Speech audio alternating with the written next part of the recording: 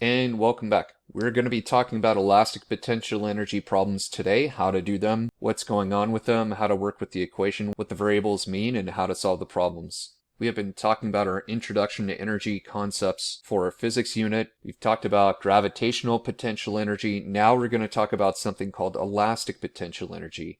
And that is potential energy that is stored in a spring when a spring is stretched or compressed. So if you think about a mass spring system, if you have a mass attached to a spring that's attached to a wall over here, and then we compare that with its stretched position and we compare that with its compressed position, I want you to think about what would change the elastic potential energy we would have for the system.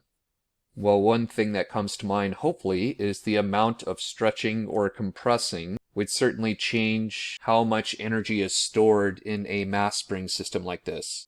Is there anything else you can think of? Well, one thing we would have to account for is how strong the spring is, how springy the spring is, you could say. And that's how many newtons of force it would take for every meter that we compress the spring, or for every centimeter we compress the spring. So if you look at these two springs up here, these are motorcycle shocks up here, and this is a child slinky toy. Obviously, if you were to compress this by, say, 10 centimeters, these springs over here, it would take a tremendous amount of newtons to do that by design, because you have to have a motorcycle support a tremendous amount of weight as it goes through turns and so on.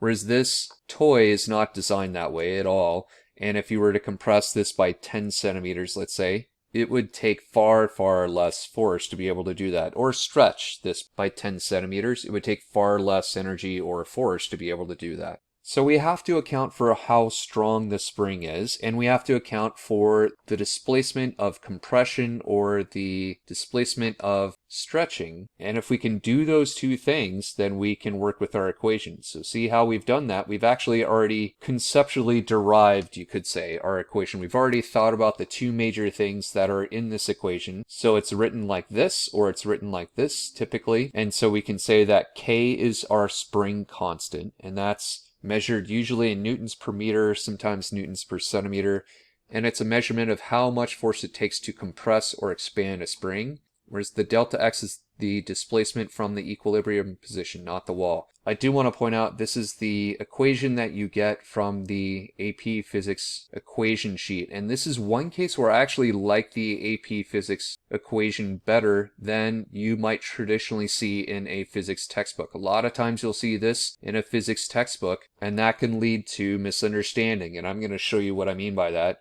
This should be thought of as a delta x, or this should be thought of as the disturbed position, the position that is not at equilibrium for this x up here. And if you can do that, then you can use this equation up here. I'm going to show you exactly what I'm talking about here. So this first question says, how much energy is stored in the stretched position of this mass spring system if the K value is 123 newtons per meter? So let's think about this for a moment. This right here is what I mean by the stretched position. You can read the x-axis values down below here. I ran out of room, which is why the 0.50 is higher. All right, so the stretched position. Let me show you what traditionally students will do and how they will get this problem wrong. They say, oh look, the stretched position, that's at 0.90 meters. I'm going to go ahead and plug in these numbers and I am going to get the problem wrong. Why? Why would this be incorrect right here?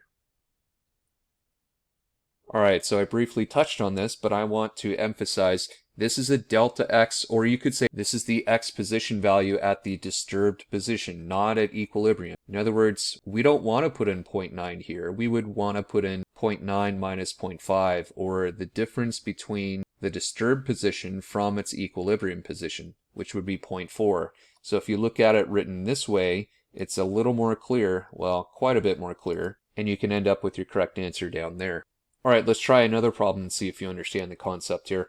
How much energy is stored in the compressed position of this mass spring system if the K value is 123 newtons, same as before?